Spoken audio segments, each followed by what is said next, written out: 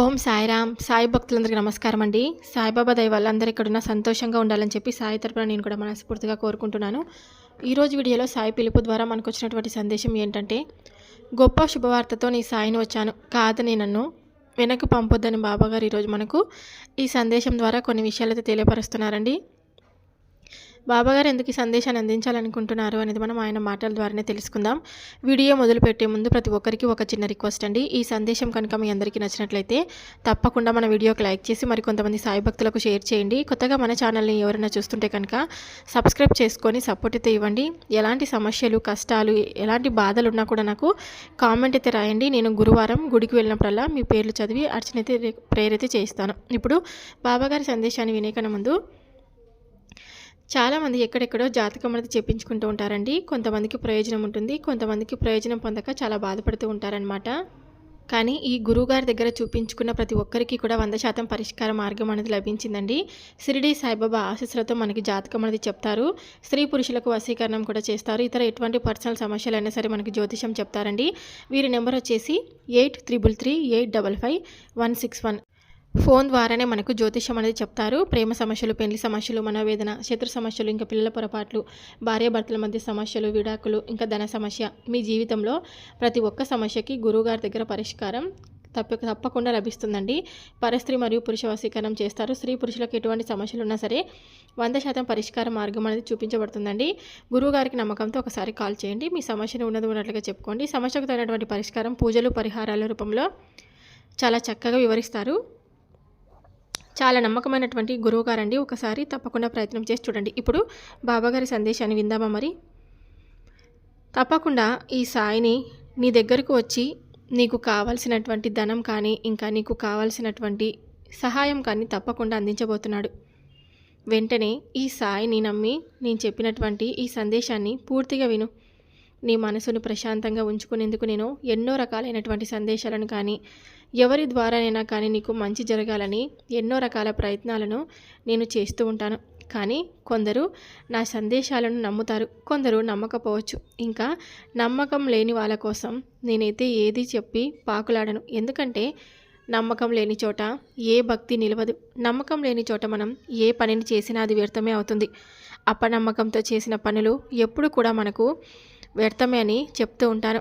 నమ్మకంతో మనం ఏది చేసినా కూడా అది మనకు 100% విజయాన్ని తప్పకుండా కలిగిస్తుంది. చాలామంది ఎన్నో రకాలైనటువంటి సమస్యలతో చాలా బాధపడుతూ ఉంటారు. ఇప్పుడు చాలా జాగ్రత్తగా ఉండవలసినటువంటి సమయం. అయితే ఎంతో సంతోషంగా నేను నీలో ఉన్నటువంటి నీ ఆప్యాయతను, ప్రేమను వారు కూడా పొందుతున్నారు కాబట్టి, పొందాలి అని అనుకుంటారు కాబట్టి నువ్వు ఎప్పటికప్పుడు వారితో సఖ్యతగా ఉండు. అలాగే నీ కుటుంబ సభ్యులతో కాలం గడిపేందుకు ఎక్కువగా సమయాన్ని కేటాయిస్తూ ఉండు. ఎప్పుడు కూడా ఒంటరిగా ఉండిపోవడం వలన నీలో నీకే తెలియనటువంటి బాధ, దుఃఖం ఇవన్నీ కూడా నిన్ను తప్పకుండా ఎక్కువైపోయి, ఇంకా ఎవరిని పట్టించుకోకుండా ఒక చీకటి గదిలో, నేను ఎప్పుడూ కూడా ఒక చీకటి గదిలో ఉండిపోతే బాగుండు, నన్ను ఎవరు కూడా పలకరించకపోతే బాగుండు, నేనున్నటువంటి బాధ ఎవరికి కూడా తెలియకుండా ప్రతి ఒక్కరితో కూడా ఇలా ఉంటే చాలని అనుకుంటున్నావే తప్ప నీ బాధ గురించి ప్రతి ఒక్కరికి తెలుసు. అలాగే నువ్వు పడుతున్నటువంటి కష్టం గురించి కూడా అందరికీ తెలుసు. నువ్వు ఎన్నో రకాలైనటువంటి మానసికమైనటువంటి వేదనకు గురి అవుతున్నావని అందరికీ తెలుసు. కానీ నీ మనసులో నువ్వు దేని గురించి అయితే కుమిలిపోతున్నావో ప్రతి ఒక్కరికి కూడా తెలిసిందే. కాబట్టి ఎవరి వద్ద కూడా నువ్వు కప్పిపుచ్చవలసినటువంటి అవసరం లేదు.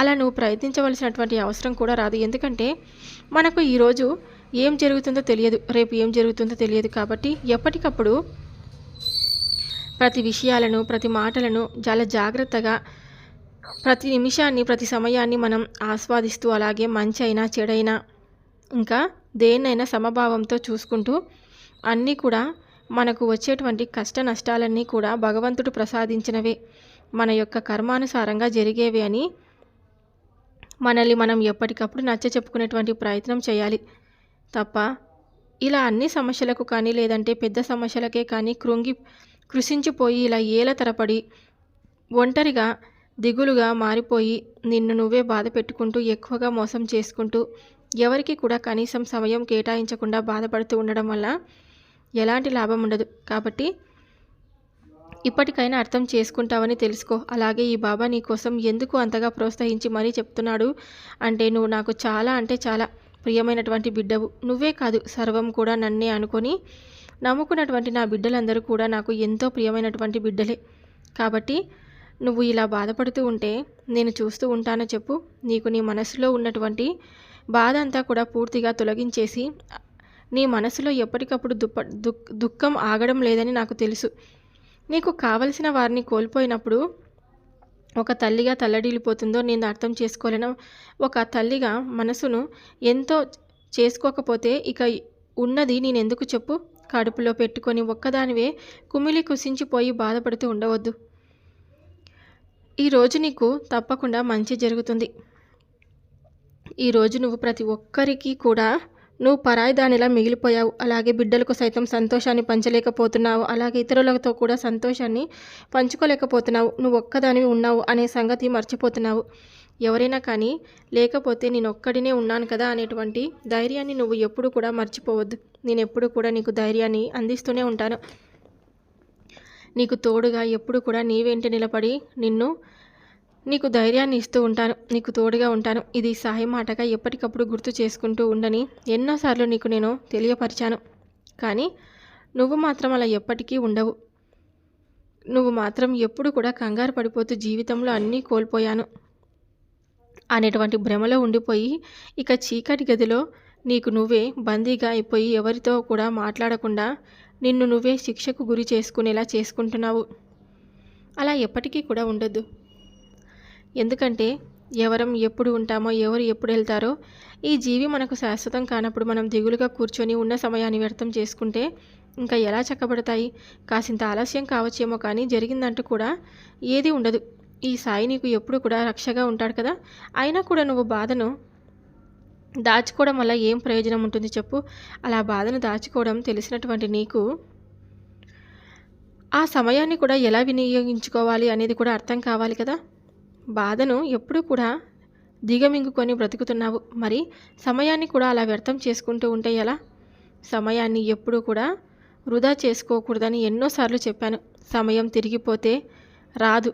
సమయాన్ని వ్యర్థం చేసుకుంటే అది మనకి ఎన్నటికీ దక్కదు. కాబట్టి ఆ సమయం మన దగ్గరకు వచ్చినప్పుడు ఆ సమయాన్ని మనం చాలా జాగ్రత్తగా వినియోగించుకోవాలి. బాధని ఇచ్చిన వారిని ఎలా మర్చిపోతుందో కూడా తెలియడం లేదు. కాబట్టి ఆ బాధను ఎవరైతే ఇచ్చారో వారు ఇప్పటికే దూరం అయిపోయారు. మరలా నువ్వే వారిని పొందాలి అనుకున్నా కూడా పొందలేవు. కాబట్టి కేవలం వారి తీపి జ్ఞాపకాలతో మాత్రమే రోజులు గడుపు. సంతోషంగా ఉండు. నిన్ను చూస్తూ ఉంటే నా మనసు చాలా అంటే చాలా దుఃఖంతో మునిగిపోతుంది. నువ్వు సంతోషంగా ఉంటే నేను కూడా సంతోషంగా ఉంటాను. నేను నీకు ఎప్పుడూ కూడా వెలుగు చూపిస్తూ నీ ముందే నడుస్తూ ఉంటాను. నువ్వు ఎప్పటికీ కూడా దారి కోల్పోకుండా చేస్తాను. ఎప్పుడు కూడా జాగ్రత్తగా ఉండమని పదే పదే నేను నిన్ను హెచ్చరిస్తూ ఉంటాను. జీవితం చాలా చిన్నది. అందులో మనం ఎంత సంతోషంగా గడపానమనేది చాలా ముఖ్యం. ధైర్యంగా బయటకు వచ్చి అడుగులు ముందుకు వేయి. నీతో పాటే ఈ సమాజం నీకు తోడుగా నీడగా ఈ సాయి ఎప్పుడు కూడా నీకు వెన్నంటే ఉండి నిన్ను కాపాడుతూ రక్షిస్తూ జీవితాంతం నువ్వు సంతోషంగా ఉండాలని ఎన్నో రకాలైనటువంటి ప్రయత్నాలను, సందేశాలను, మాటలను, మంచి మంచి విషయాలను నీకు తెలియపరుస్తూ ఉంటాడు. ఎవరి ద్వారా ఒక ద్వారానే తప్పకుండా సహాయాన్ని అందించే తీరుతాడు.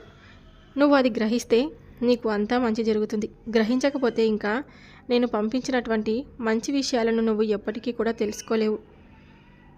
జీవితం అనేది ఒక నాటక రంగం. అందులో మనకు భగవంతుడు ఏ పాత్రని ఇస్తే ఆ పాత్రను మనం పోషించాల్సిందే. నీ చుట్టూ ఉన్నవారు కూడా నీ పరిస్థితిని అర్థం చేసుకొని నిన్ను హక్కున చేర్చుకుంటారు. ప్రతి ఒక్కరితో కూడా నీతో అనురాగం, ఆప్యాయతతో ప్రతి ఒక్కరిని కూడా పలకరించుకుంటూ ఉండు. ఎప్పుడు కూడా సంతోషంగా ఉండు. జీవితాన్ని సంతోషంగా అనుభవించు. ప్రతి ఒక్కరు కూడా అనురాగ ఆప్యాయతలతో పలకరిస్తూ ఉంటారు కూడా. నీ మనసులో ఉన్నటువంటి దుఃఖం గురించి, ఏదైనా బాధ గురించి వారితో పంచుకో. వారితో సమయం కేటాయించడం వలన మరలా నువ్వు మామూలు మనిషివి అవుతావు. ఎవరైతే వారి కష్ట నష్టాలు నాకు ప్రతినిత్యం చెప్పుకుంటూ ఉంటారో, వచ్చే జన్మలో ఉన్నటువంటి బాధ అయినా, ఎంతటి వ్యాధి అయినా నేను ఎప్పుడు కూడా తగ్గించేందుకు సవాలుగా ముందుకు ఉంటానే తప్ప వెనకడుగు వెయ్యను. చూడు, ఇప్పటికిప్పుడే క్షణాల్లో నీ జీవితం మారాలంటే మారదు కదా. కానీ తప్పకుండా నీ జీవితం మారుస్తానని చెప్తాను, మాటిస్తున్నాను. క్షణాల్లో ఇప్పుడిప్పుడే బాధనంతా తొలగించుకోలేం కదా. కానీ అలా చేయడం ధర్మం కాదు. ఏదైనా నువ్వు కర్మానుసారంగా అనుభవించాలని రాసిపెట్టి ఉందో దాన్ని పూర్తిగా నువ్వు అనుభవించాల్సిందే. నేను మీ కన్నీళ్లను తుడవడానికి కదా ఉంది. నీ విశ్వాసాన్ని ఇంకాస్త బలోపేతం చేయడానికే కదా ఉంది.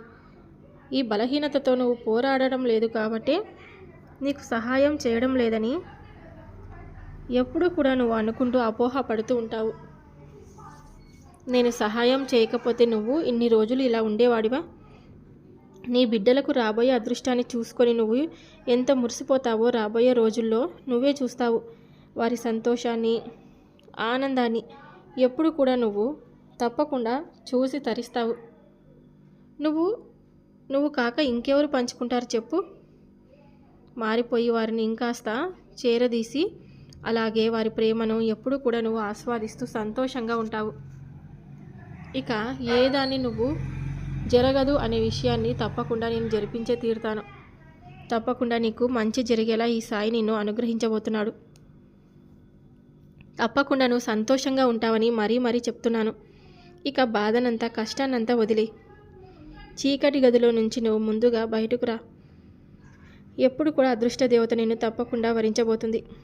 సమయానికి వారికి తిండి తిప్పలన్నీ కూడా ముందుగా నేను ప్రతి ఒక్కరిని కూడా అమర్చి ప్రతి ఒక్కరికి కూడా నేను సంతోషంగా ఉండేందుకు తప్పకుండా వారి అవసరాలను నేను తప్పకుండా అందిస్తాను. జాగ్రత్తగా ఇప్పటి నుంచి ఆలోచించి నిర్ణయం తీసుకో. నేను నువ్వే బాధకు గురి చేసుకుంటూ ఎప్పుడు కూడా చేసుకోవద్దు. సంతోషంగా ఉండండి. బాధను అనుభవించడం ఇక నీ వల్ల కాదు అని అనుకున్నప్పుడల్లా నా పేరును నువ్వు తలుచుకో. తప్పకుండా నా నామస్మరణ చేసుకున్న తర్వాత నీకు ఎటువంటి కష్టం ఏమీ చేయలేదు. ఇక నువ్వు దిగులు పడింది చాలు. నీవు సిద్ధంగా ఉండవలసినటువంటి అవసరం ఏర్పడింది. నేనేమి నీ మనసుకు ఊరట కల్పించి ఏదేదో ఆశలు పెంచాలని కాదు, కలిగించే విధంగా లేదంటే నీకు ఏమైనా కానీ మాయమాటలు చెప్పాలనుకునేటువంటి ప్రయత్నం కానీ చేయడం లేదు. పో బాబా, ఎప్పుడు కూడా చాలా మాటలే చెప్పావు, అలాగే ప్రతిరోజు కూడా చెప్తూనే ఉంటావు, కానీ నా జీవితంలో మాత్రం ఏ మార్పు రావడం లేదు. అలాగే నేను కలలు కంటున్నటువంటి జీవితం నాకు అసలు మీరు ఇవ్వడం లేదు. ఈ ప్రపంచం నాకు ఎప్పటికీ కూడా నా కళ నెరవేరేలా చేయడం లేదు. అలాగే నేను అసలు సంతోషంగా గడిపినటువంటి రోజులే లేవు. అసలు నాకు సంతోషకరమైనటువంటి రోజులు వస్తాయా లేదా? ఎప్పుడు కూడా ఇలా బాధను అనుభవిస్తూ ఉండాలా చెప్పు? నేను ఆశపడుతున్నటువంటి ఏ వస్తువు అయినా కానీ, మనిషి అయినా కానీ, బంధమైనా కానీ, ఏదైనా కానీ నా నుండి శాశ్వతంగా దూరం అయిపోతుంది. అసలు ఈ జీవితంలో నేను అనుకున్నది ఎప్పటికైనా సరే, నేను బ్రతుకున్నప్పుడైనా సరే, నేను ఎప్పటికైనా నేను అనుకున్నటువంటి కళను నేను పొందుతానా? నిజంగా నేను సంతోషంగా ఉంటానా? అలాగే నా కళ తప్పకుండా నెరవేరుతుందా? నేను కళలు కంటున్నటువంటి నా కళను నేను నెరవేర్చుకోగలుగుతానా? అసలు నాకంటూ మంచి రోజులు వస్తాయా రావా? అలాగే నా కోరిక నెరవేరలేకపోయినా పర్లేదు బాబా, కనీసం నా మనసును నేను ప్రశాంతంగా ఉంచుకునేందుకైనా కాస్త అయినా నాకు సహాయం అందించలేకపోతున్నావు. నేను సంతోషంగా ఉంటే చూడాలని నీకు లేదో చెప్పు. అలాగే నేను సంతోషంగా ఉంటే నువ్వు సంతోషంగా ఉంటావు అని ఎప్పుడు కూడా చెప్తూ ఉంటావు. మరి ఇదేనా మీరు నాకు ఇస్తున్నటువంటి సంతోషం? ఇదేనా మీరు నాకు ఇస్తున్నటువంటి ప్రేమానురాగం, ఆప్యాయత? ఎన్నోసార్లు చెప్పావు కదా, నా బిడ్డలు సంతోషమే నా సంతోషం అంటూ ఉంటావు కదా. ఇదేనా మీ సంతోషం? నేను ఎంతగా బాధపడుతున్నానో, దేని గురించి దిగులు పడుతున్నానో మీకు తెలియదు. జీవితాంతం కూడా ఈ విధంగా సమస్యలతోనూ బాధలతోనూ నేను ఇలా బాధపడుతూ ఉంటే కేవలం మీరు చోద్యం చూసినట్లు చూస్తున్నారు తప్ప నాకంటూ మంచి రోజులు వచ్చేలాగా మీరు చేయడం లేదు. కష్టాలతో కన్నీళ్లతో జీవితం అనేది చాలా వేదనాభరితం అవుతుంది. బాధపడుతూ కొట్టుమిట్లాడుతూ ఉంటుంటే అలా చూస్తూ ఉండడమే తప్ప మీరేం ఇస్తున్నారు అంటావు. కానీ సందేశాల వలన కాసేపు ధైర్యంగా ఉంటుంది, కానీ తర్వాత జీవితంలో ఈ నాటకాన్ని నేనే కదా పోషించాలి, ఈ పాత్ర నేనే కదా పోషించాలి. అందుకు సహాయంగా నువ్వు ఎప్పుడు కూడా నిలబడితేనే కదా నాకు ధైర్యంగా ఉంటుంది. కానీ నువ్వు ఎప్పుడు కూడా నా వెన్నంటే ఉంటున్నానని చెప్తున్నావు, నన్ను ముందుకు నడిపిస్తున్నానని అంటున్నావు, కానీ నాకు ఎప్పుడు కూడా అలా అనిపించడం లేదు. ఒకవేళ అలా అనిపిస్తే కనుక నేను ఇన్ని కష్టాలను భరిస్తానా? ఇన్ని కష్టాలను అనుభవిస్తూ అలా చూస్తూ ఉంటారా చెప్పు మీరు? అలా ఉండడం లేదు. ఎన్ని కష్టాలను అనుభవించాను, ఎన్ని బాధలను అనుభవించాను, ఇక నాకు సంతోషాలు వస్తాయా లేదా అనేటువంటి భ్రమలోనే నేను కేవలం అలా ఉండిపోయాను. నాకు ఎప్పుడు కూడా సంతోషాన్ని ఇవ్వండి సాయి, నేను సంతోషంగా ఉండాలని అనుకుంటున్నానని ఎప్పుడు కూడా మీరు అనుకుంటూ ఉంటారు. ప్రతిరోజు కూడా నేను నాకు ఉన్నటువంటి సమస్య గురించి కానీ నీ ముందు చెప్పుకుంటూ ఉండడం తప్ప ఆ సమస్యకు తగినటువంటి పరిష్కారాన్ని అయితే మీరు నాకు ఇప్పటికిప్పుడు కూడా నాకు ఏ విధంగా కూడా చూపించింది లేదు.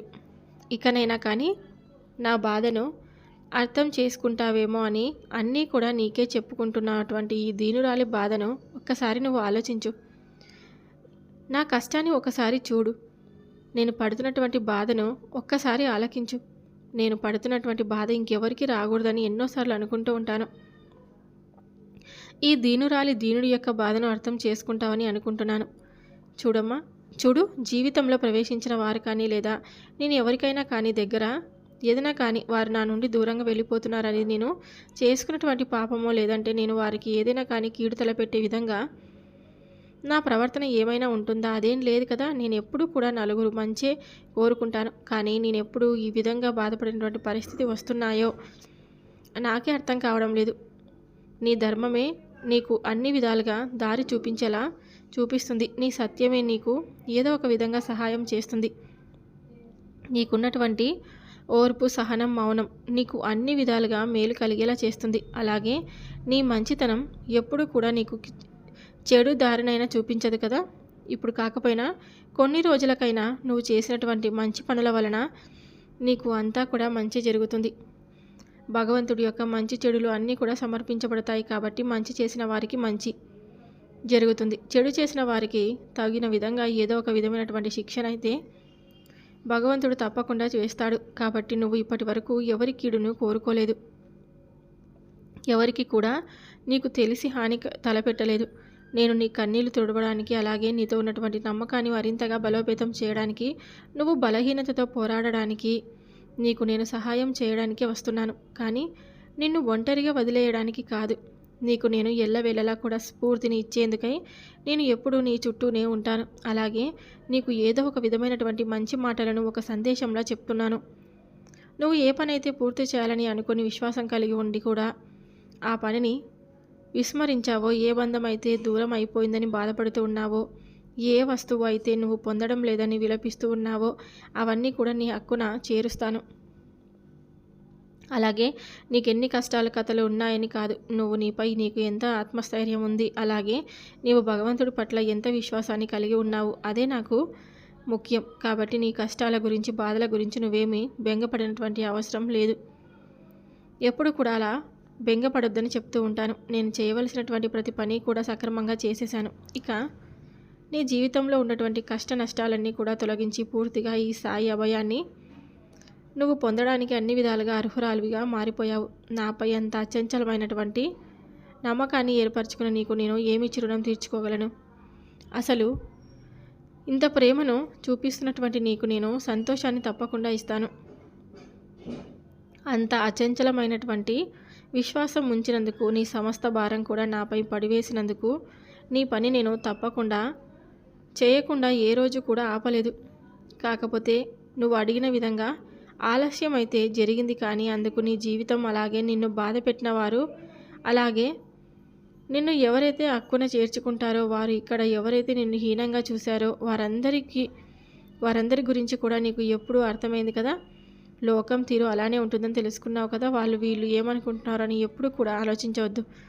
అలా నువ్వు ఎప్పుడైతే ఆలోచిస్తూ ఉంటావో ఎప్పటికీ కూడా నువ్వు అలాంటి వారి చేతిలో బందీగానే ఉండిపోతావు. కాబట్టి ఎవరు ఏమనుకుంటున్నారు కానీ నిజాయితీగా నువ్వు ఏ పని అయితే చేయాలనుకుంటున్నావో ఆ పనిని అయితే పూర్తిగా చేసేసి నీ పని నువ్వు తప్పకుండా చేయాలి.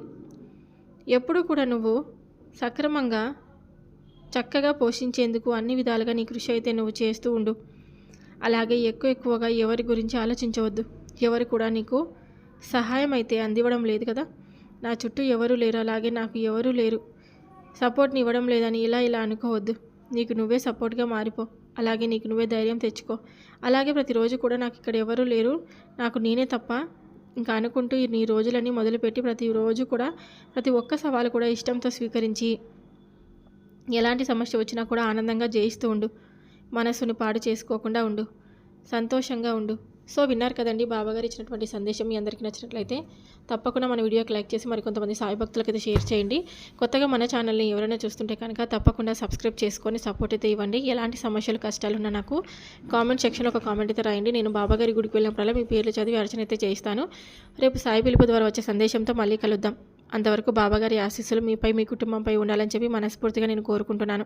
సర్వే జనా సుఖినో భవంతు. ఓం సాయిరామ్.